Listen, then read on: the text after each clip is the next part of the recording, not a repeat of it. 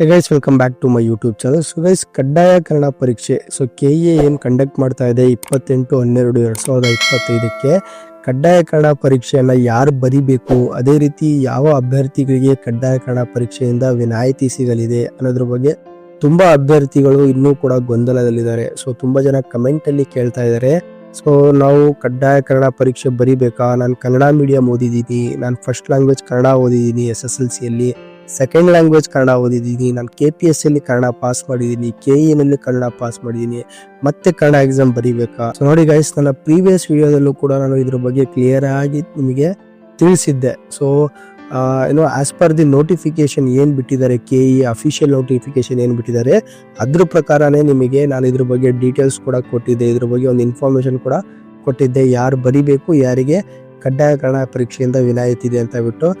But still so many students are in confusion. Okay, so ಅವ್ರಿಗೆ ಇನ್ನೂ clear ಆಗಿಲ್ಲ. ಮತ್ತೊಮ್ಮೆ ಈ ಒಂದು ವಿಡಿಯೋದಲ್ಲಿ ತಿಳಿಸ್ತಾ ಇದ್ದೀನಿ ವಿತ್ ನೋಟಿಫಿಕೇಶನ್ ಜೊತೆಗೆ. ಸೊ ಏನೊಂದು ಪ್ರಕಟಣೆಯನ್ನು ಬಿಡುಗಡೆ ಮಾಡಿದ್ದಾರೆ KE ಇಂದ, ಅದನ್ನ ಇಟ್ಕೊಂಡು ಆ ಬೇಸ್ ಮೇಲೆ ನಿಮಗೆ ಇವತ್ತು ಎಲ್ಲ ಒಂದು ಡೌಟ್ಸ್ನ ಕ್ಲಿಯರ್ ಮಾಡೋ ಒಂದು ಪ್ರಯತ್ನ ಪಡ್ತೀನಿ. ಅಂದರೆ ಆಲ್ಮೋಸ್ಟ್ ಕ್ಲಿಯರೇ ಮಾಡ್ತೀನಿ. ಓಕೆ, ಸೊ ವಿಡಿಯೋನ ಸ್ಕಿಪ್ ಮಾಡದೆ ಕಂಪ್ಲೀಟ್ ಆಗಿ ವಾಚ್ ಮಾಡಿ.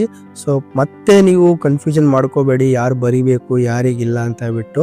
ಸೊ ಇನ್ನೊಂದೇನಪ್ಪ ಅಂತಂದ್ರೆ enrolment number, okay, enrolment ID ಹಾಕ್ಬೇಕಾ ಅಥವಾ ಅಪ್ಲಿಕೇಶನ್ ನಂಬರ್ ಹಾಕ್ಬೇಕಾ, ಅದು ಕೂಡ ತುಂಬಾ ಅಭ್ಯರ್ಥಿಗಳು ಕನ್ಫ್ಯೂಷನ್ ಅಲ್ಲಿ ಇದ್ದಾರೆ. ಅದು ಕೂಡ ಈ ಒಂದು ವಿಡಿಯೋದಲ್ಲಿ ಕ್ಲಿಯರ್ ಮಾಡೋ ಪ್ರಯತ್ನ ಪಡ್ತೀನಿ.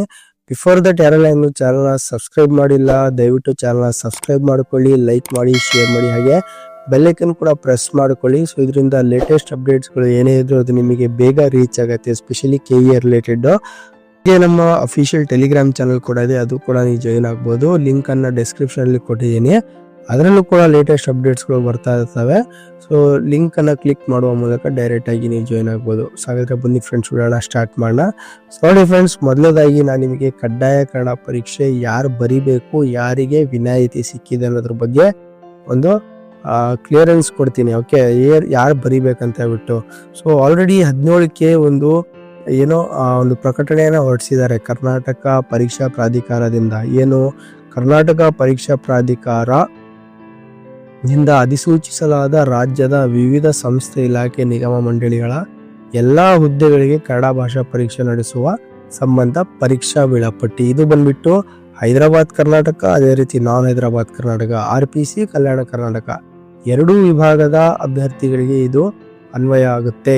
ಓಕೆ, ಸೊ ಇಲ್ಲಿ ಕೊಟ್ಟಿದ್ದಾರೆ ನೋಡಿ, ಕರ್ನಾಟಕ ಪರೀಕ್ಷಾ ಪ್ರಾಧಿಕಾರವು ರಾಜ್ಯದ ವಿವಿಧ ಸಂಸ್ಥೆ, ಇಲಾಖೆ, ನಿಗಮ ಮಂಡಳಿಗಳಲ್ಲಿ ಖಾಲಿ ಇರುವ ವಿವಿಧ ವೃಂದಗಳ ನೇರ ನೇಮಕಾತಿ ಹುದ್ದೆಗಳಿಗೆ ಸ್ಪರ್ಧಾತ್ಮಕ ಪರೀಕ್ಷೆ ನಡೆಸಲು ದಿನಾಂಕ 8/10/25, 31/10/25, 15/11/25ಗಳಂದು ಪ್ರತ್ಯೇಕ ಅಧಿಸೂಚನೆಗಳಲ್ಲಿ ಅರ್ಜಿಗಳನ್ನು ಆಹ್ವಾನಿಸಲಾಗಿರುತ್ತದೆ. ಅದರಂತೆ ಅಧಿಸೂಚಿಸಲಾದ ಹುದ್ದೆಗಳ ಪೈಕಿ ಗ್ರೂಪ್ C ಹುದ್ದೆಗಳಿಗೆ ಸ್ಪರ್ಧಾತ್ಮಕ ಪರೀಕ್ಷೆಯನ್ನು ನಡೆಸಲು ದಿನಾಂಕ 19/11/25ರಂದು ವೇಳಾಪಟ್ಟಿಯನ್ನು ಪ್ರಕಟಿಸಲಾಗಿರುತ್ತದೆ. ಮುಂದುವರೆದು ಸರ್ಕಾರದ ಅಧಿಸೂಚನೆ ಸಂಖ್ಯೆ ದಿನಾಂಕ 18/3/25ರಂತೆ ಅಭ್ಯರ್ಥಿಯು ಕರ್ನಾಟಕ ಪ್ರೌಢ ಶಿಕ್ಷಣ ಪರೀಕ್ಷಾ ಮಂಡಳಿಯು ನಡೆಸುವ SSLC ಪರೀಕ್ಷೆಯಲ್ಲಿ ಅಥವಾ ರಾಜ್ಯ ಸರ್ಕಾರವು ಅದಕ್ಕೆ ತತ್ಸಮಾನವೆಂದು ಘೋಷಿಸಿದ ಯಾವುದೇ ಪರೀಕ್ಷೆಯಲ್ಲಿ ಅಥವಾ SSLCಗಿಂತ ಉನ್ನತ ಮಟ್ಟದ ಪರೀಕ್ಷೆಯಲ್ಲಿ ಕನ್ನಡ ವಿಷಯವನ್ನು ಪ್ರಥಮ ಅಥವಾ ದ್ವಿತೀಯ ಭಾಷೆಯಾಗಿ ಅಭ್ಯಸಿಸಿದ್ದರೆ ಅಥವಾ ಕನ್ನಡ ಮಾಧ್ಯಮದಲ್ಲಿ ಅಧ್ಯಯನ ಮಾಡಿ ಇಂತಹ ಪರೀಕ್ಷೆಗಳನ್ನು ಪಾಸು ಮಾಡಿದ್ದರೆ ಅಥವಾ ಆಯೋಗ ಮತ್ತು ಇನ್ನಿತರೆ ಯಾವುದೇ ಆಯ್ಕೆ ಪ್ರಾಧಿಕಾರವು ಈ ಹಿಂದೆ ನಡೆಸಿದ ಕನ್ನಡ ಭಾಷಾ ಪರೀಕ್ಷೆಯಲ್ಲಿ ಕಡ್ಡಾಯ ಕನ್ನಡ ಪರೀಕ್ಷೆಯನ್ನು ಉತ್ತೀರ್ಣರಾಗಿದ್ದರೆ ಅಂತಹ ಅಭ್ಯರ್ಥಿಗಳಿಗೆ ಕಡ್ಡಾಯ ಕನ್ನಡ ಪರೀಕ್ಷೆಯಿಂದ ವಿನಾಯಿತಿ ನೀಡಿ ಸದರಿ ಅಭ್ಯರ್ಥಿಗಳನ್ನು ಹೊರತುಪಡಿಸಿ ಉಳಿದ ಅನ್ವಯವಾಗುವ ಅಭ್ಯರ್ಥಿಗಳಿಗೆ ಕನ್ನಡ ಭಾಷಾ ಪರೀಕ್ಷೆ ನಡೆಸಬೇಕಾಗಿರುತ್ತದೆ. ಸೊ ನೀವು ಕನ್ನಡ ಮಾಧ್ಯಮ ಓದಿದ್ರೆ ಅದಕ್ಕೂ ನಿಮಗೆ examination 1 to 10th, first language second language Kannada ಓದಿದ್ರೆ SSLC ಅದರಲ್ಲೂ ನಿಮಗೆ ಎಕ್ಸಾಮಿಷನ್ ಸಿಗುತ್ತೆ, ಕನ್ನಡ ಬರೆಯೋ ಆಗಿಲ್ಲ. ಇನ್ ಕೇಸ್ ನೀವು KPSC ಅಲ್ಲಿ ಕಂಪಲ್ಸರಿ ಕನ್ನಡ ಪಾಸ್ ಆದ್ರೂ ಕೂಡ ನಿಮಗೆ ಎಕ್ಸಾಮಿಷನ್ ಸಿಗುತ್ತೆ, ನೀವು ಕನ್ನಡ ಎಕ್ಸಾಮ್ ಬರೆಯೋ ಆಗಿಲ್ಲ. ಐ ಹೋಪ್ ನಿಮ್ ಡೌಟ್ ಕ್ಲಿಯರ್ ಆಗಿದೆ ಅನ್ಕೊಂಡಿದ್ದೀನಿ. ಕನ್ನಡ ಯಾರು ಬರಿಬೇಕು ಯಾರು ಬರಿಬಾರ್ದು ಅನ್ನೋದ್ರ ಬಗ್ಗೆ ಕ್ಲಿಯರೆನ್ಸ್ ಸಿಕ್ಕಿದೆ ಅನ್ಕೊಂಡಿದ್ದೀನಿ. ಸೊ ಎಕ್ಸಾಮ್ ಬಂದ್ಬಿಟ್ಟು 28/12/25ಕ್ಕೆ ಇರುತ್ತೆ ಕನ್ನಡ ಭಾಷಾ ಪರೀಕ್ಷೆ, ಮಧ್ಯಾಹ್ನ 3ರಿಂದ 5 ಗಂಟೆ. ಓಕೆ, ಕೆಲವೊಂದು ಸೂಚನೆ ಕೊಟ್ಟಿದ್ದಾರೆ, ಓದ್ಕೊಳ್ಳಿ. ಯಾರ್ಯಾರು ಅಟೆಂಡ್ ಆಗ್ತಾ ಇದ್ದಾರೆ ಅವ್ರು ಕ್ಲೀನ್ ಆಗಿ ಓದ್ಕೊಂಡು ಹೋಗಿ ಯಾವ ರೀತಿ ಪ್ಯಾಟರ್ನ್ ಇರುತ್ತೆ ಅನ್ನೋದ್ರ ಬಗ್ಗೆ. ಓಕೆ, 150 ಮಾರ್ಕ್ಸ್ ಇರುತ್ತೆ. ಸೊ ಮಿನಿಮಮ್ ನೀವು 50 ಅಂಕಗಳನ್ನು ಗಳಿಸಲೇಬೇಕು ಕ್ವಾಲಿಫೈಡ್ ಆಗ್ಲಿಕ್ಕೆ. ಸೊ ನೀವು ಇದರಲ್ಲಿ ಕ್ವಾಲಿಫೈಡ್ ಆದ್ರೆ ಮಾತ್ರ ಮೇನ್ ಎಕ್ಸಾಮ್ ಕನ್ಸಿಡರ್ ಮಾಡ್ತಾರೆ. Otherwise you will be disqualified. Okay, so ಇದರಲ್ಲಿ ನೀವು ಡಿಸ್ಕ್ವಾಲಿಫೈಡ್ ಆದರೆ ಅದರಲ್ಲೂ ಕನ್ಸಿಡರ್ ಮಾಡೋದಿಲ್ಲ. So this is the first point. I hope ಇದು ಕ್ಲಿಯರ್ ಆಗಿದೆ ಅನ್ಕೊಂಡಿನಿ. So next, hall ticket download ಆಗ್ತಿಲ್ಲ, ಎನ್ರೋಲ್ಮೆಂಟ್ ಐ ಡಿ ಬರ್ತಾ ಇದೆ, ಅಪ್ಲಿಕೇಶನ್ ಐ ಡಿ ಸಿಗ್ತಾ ಇಲ್ಲ ಅಂತ ಹೇಳ್ತಾ ಇದ್ದೀರಾ.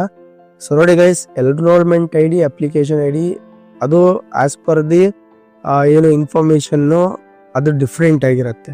ಸೊ ಬಟ್ ಇಲ್ಲಿ ಅಪ್ಲಿಕೇಶನ್ ನಂಬರ್ ನಿಮಗೆ ಇಲ್ಲ ಅಂತಂದ್ರೆ ನೀವು ಎನ್ರೋಲ್ಮೆಂಟ್ ಐ ಡಿನೇ ಹಾಕಿ ಚೆಕ್ ಮಾಡಿ. ಯಾಕಂದ್ರೆ ತುಂಬಾ ಅಭ್ಯರ್ಥಿಗಳಿಗೆ ಡೌನ್ಲೋಡ್ ಆಗಿದೆ ಅಂದಮೇಲೆ ನಿಮಗೂ ಡೌನ್ಲೋಡ್ ಆಗಲೇಬೇಕು. ಓಕೆ, ಸೊ ಇನ್ ಕೇಸ್ ನೀವು ಅಪ್ಲಿಕೇಶನ್ ಅಪ್ಲೈ ಮಾಡಿದ್ಮೇಲೆ ನೀವು ಪ್ರಿಂಟ್ಔಟ್ ಏನೋ ತಕ್ಕೊಂಡಿಲ್ವಾ, ಸೊ ಅಥವಾ ಡೌನ್ಲೋಡ್ ಮಾಡ್ಕೊಂಡಿಲ್ವಾ ಅಪ್ಲಿಕೇಶನ್ನ, ಸೊ ಅದ್ರಲ್ಲಿ ಒಂದ್ಸಲ ಚೆಕ್ ಮಾಡಿ, ಅಪ್ಲಿಕೇಶನ್ ನಂಬರ್ ಇರುತ್ತೆ. ಸೊ ಅದರಲ್ಲೂ ಇಲ್ಲ ಅಂತಂದ್ರೆ ಎನ್ರೋಲ್ಮೆಂಟ್ ಐ ಡಿ ಹಾಕಿ ನೀವು ಏನು ಡೌನ್ಲೋಡ್ ಮಾಡ್ಕೋಬೇಕಾಗ್ತದೆ. ಕರೆಕ್ಟಾಗಿ ನಿಮ್ಮ ಕ್ರೆಡೆನ್ಷಿಯಲ್ಸು ಏನಿದೆ ಅದನ್ನ ಫಾಲೋ ಮಾಡಿ ಹಾಕಿ, ಖಂಡಿತ ಬರುತ್ತೆ. ಯಾಕಂದ್ರೆ ಬೇರೆಯವ್ರು ಡೌನ್ಲೋಡ್ ಆಗ್ತಾ ಇದೆ ಅಂದ್ರೆ ನಿಮ್ದು ಕೂಡ ಡೌನ್ಲೋಡ್ ಆಗಬೇಕು. ಇಲ್ಲಾಂದ್ರೆ ಯಾರ್ದು ಡೌನ್ಲೋಡ್ ಆಗ್ತಾ ಇಲ್ಲ, ತುಂಬಾ ಜನ ಕೂಡ ಕೇಳ್ತಿದ್ರು ಯಾರ್ದು ಡೌನ್ಲೋಡೇ ಆಗ್ತಾ ಇಲ್ಲ ಅಂತ ಬಿಟ್ಟು. ಸೊ ಬಟ್ ತುಂಬಾ ಜನದ್ದು ಡೌನ್ಲೋಡ್ ಆಗ್ತಾ ಇದೆ ಅಂದ್ರೆ ನಿಮ್ದು ಆಗ್ಲೇಬೇಕು. ಹಾಗಾಗಿ ಕರೆಕ್ಟಾಗಿ ಚೆಕ್ ಮಾಡಿ, ನಿಮ್ಮ ಅಪ್ಲಿಕೇಶನ್ ನಂಬರ್ ನೋಡಿ, ನಿಮ್ಮ ಎನ್ರೋಲ್ಮೆಂಟ್ ಐ ಡಿ ನಂಬರ್ ಹಾಕು ಕೂಡ ಚೆಕ್ ಮಾಡಿ. ಫಸ್ಟ್ 4 ಲೆಟರ್ಸ್ನ ಹಾಕಿ.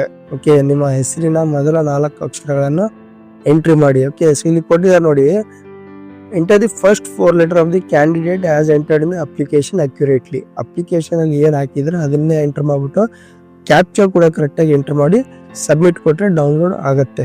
ಓಕೆ, ಸೊ ಈ ಥರ ಒಂದು ಫಾಲೋ ಮಾಡಿ. ಅದೇ ರೀತಿ ಈ ಒಂದು ವಿಡಿಯೋನ ನಮ್ಮ ಫ್ರೆಂಡ್ಸ್ಗಳಿಗೂ ಶೇರ್ ಮಾಡಿ.